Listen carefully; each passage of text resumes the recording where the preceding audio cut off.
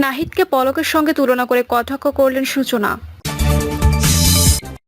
জানাবো আজ শেখ হাসিনার ৭৮তম জন্মদিন, নেই কোনো ঢাকঢোল। এদিকে চাল রপ্তানির উপর থেকে নিষেধাজ্ঞা তুলে নিল ভারত।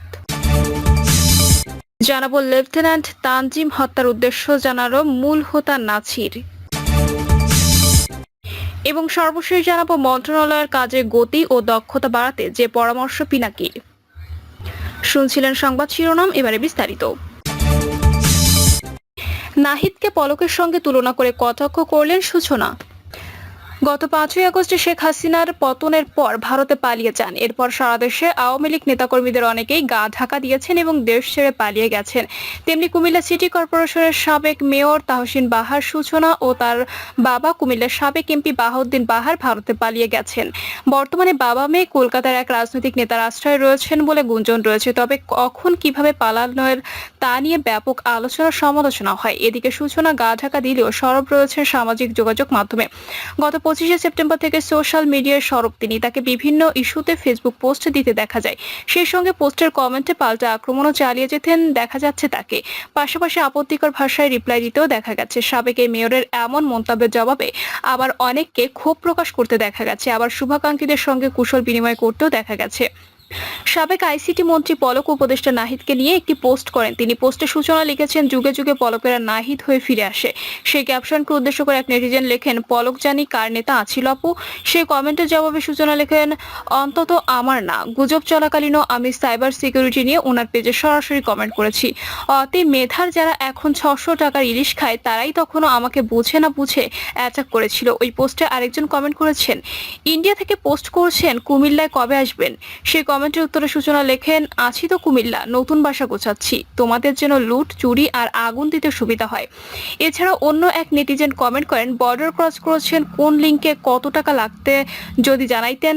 সেই কমেন্টের জবাবে তিনি লেখেন, তোমার দরকার কি? বর্ডার ক্রসের প্রশাসন ফকির ঝকির টোকায় না। আজ শেখ হাসিনার ৭৮তম জন্মদিন, নেই কোনো ঢাকঢোল। ছাত্র জনতার অভ্যুত্থানের মুখে সদ্য ক্ষমতাচ্যুত হন আওয়ামী লীগ সভাপতি ও সাবেক প্রধানমন্ত্রী শেখ হাসিনা। আজ তার ৭৮তম জন্মদিন। ১৯৪৭ সালে এই দিনে তিনি গোপালগঞ্জের টুঙ্গিপাড়ায় জন্মগ্রহণ করেন। গত প্রায় ১৬ বছর ধরে ক্ষমতায় থাকাকালে সাধারণ শেখ হাসিনা জাতিসংঘের অধিবেশনে যোগ দিতে নিউ ইয়র্কে থাকতেন তার জন্মদিনে। সেখানেই নেতাকর্মীদের নিয়ে জন্মদিনের কেক কাটতেন।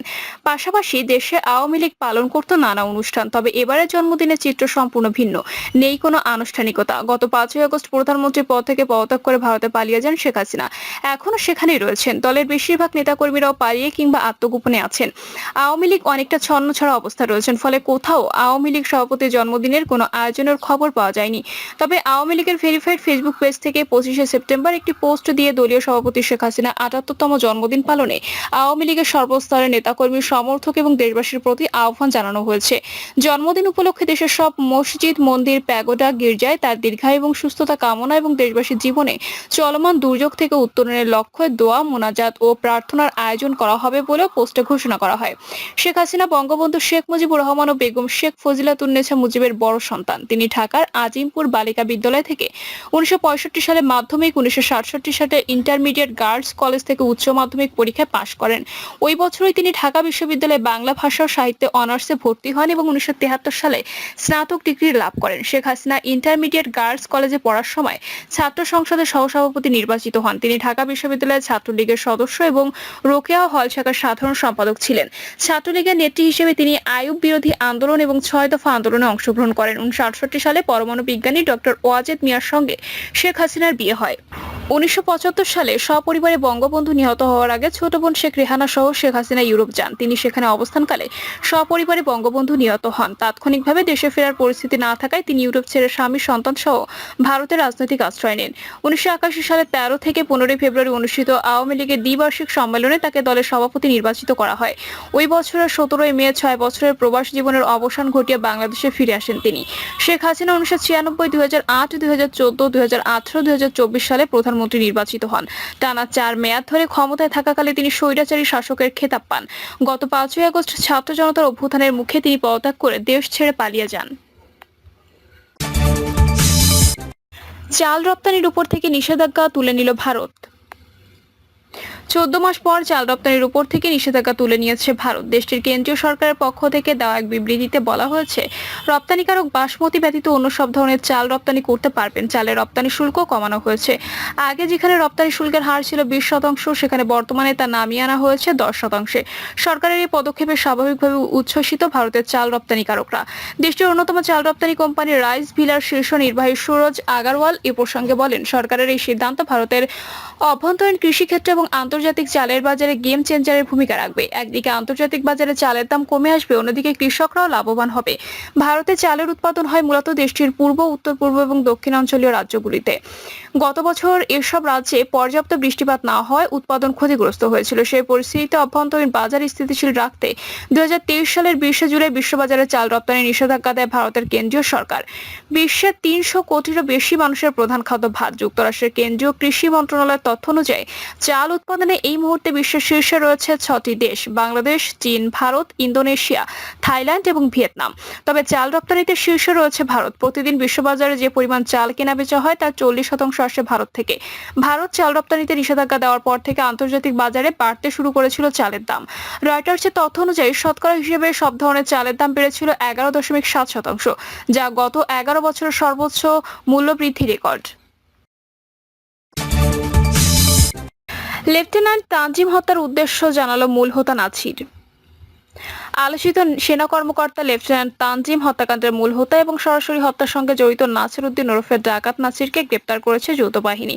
চকরিয়া উপজেলার মধ্যম কাহারিয়া ঘোনা এলাকায় ভোর 5টার অভিযান চালিয়ে নাছির এবং তার সহযোগী এনামুল হককে গ্রেপ্তার করা হয়। অভিযানের সময় তাদের কাছ থেকে 2টি আগ্নেয়াস্ত্র, 3 রাউন্ড গুলি উদ্ধার করা হয়। এছাড়া প্রাথমিক জিজ্ঞাসাবাদে হত্যার কারণ জানিয়েছে নাছির। গ্রেপ্তার আসামিরা হলেন কক্সবাজার চকরিয়া থানার ডুমখালী এলাকার নাছির উদ্দিন এবং মাইজপাড়ার বাসিন্দা এনামুল হক। যৌথ বাহিনীর সূত্রে জানা যায়, গত 23 সেপ্টেম্বর লেফটেন্যান্ট তানজিম এক অভিযানে নাছিরকে সশস্ত্র অবস্থায় ধরে ফেলেন। নাছিরকে ছাড়ানোর জন্য আরো 2 থেকে 3 জন ডাকাত তানজিমের উপর হামলা চালালেও তিনি সাহসিকতার সঙ্গে তাদের প্রতিরোধ করে নাছিরকে জাপটে ধরেন। এক পর্যায়ে নাছির সুযোগ বুঝে তানজিমের গলায় ছুরি বসিয়ে দেন, ফলে তিনি ঘটনাস্থলে মারা যান।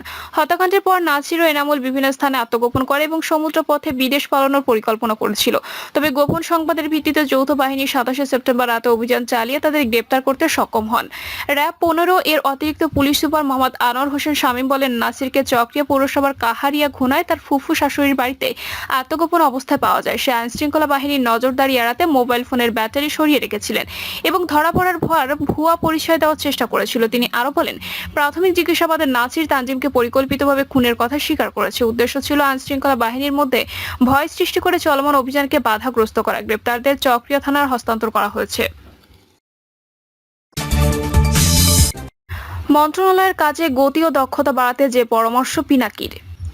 মন্ত্রণালয়ের কাজে দক্ষতা কিভাবে বাড়ানো যেতে পারে সে ব্যাপারে পরামর্শ দিয়েছেন ছাত্র জনতার গণ অভ্যুত্থান অন্যতম নেপথ্য নায়ক, সোশ্যাল অ্যাক্টিভিস্ট ও লেখক পিনাকি ভট্টাচার্য। সামাজিক যোগাযোগ মাধ্যম ফেসবুকে এক পোস্টে তিনি এ সংক্রান্ত পরামর্শ দেন। পিনাকি ভট্টাচার্য লেখেন, আসিফ মাহমুদ এক ট্রলি ফাইলের ছবি দিয়েছে। আপনি যদি সেই কাগজগুলো দেখেন তাহলে বুঝবেন সব ফাইল শুধু একবার পড়তে কয়েক মাস লাগবে। আমাদের ব্যুরোক্রেসি এত ইনএফিসিয়েন্ট হওয়ার কারণ এই পেপার বেসড ডকুমেন্টেশন।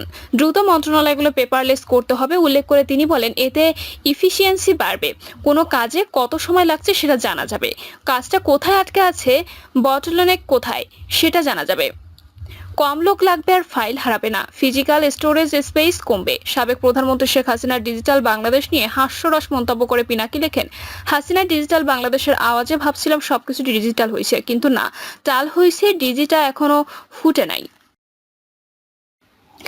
প্রিয় দর্শক, এই ছিল এখনকার সর্বশেষ সংবাদ। আপডেট সব সংবাদ পেতে চ্যানেলটি সাবস্ক্রাইব করে বেল আইকনটি ক্লিক করে রাখুন।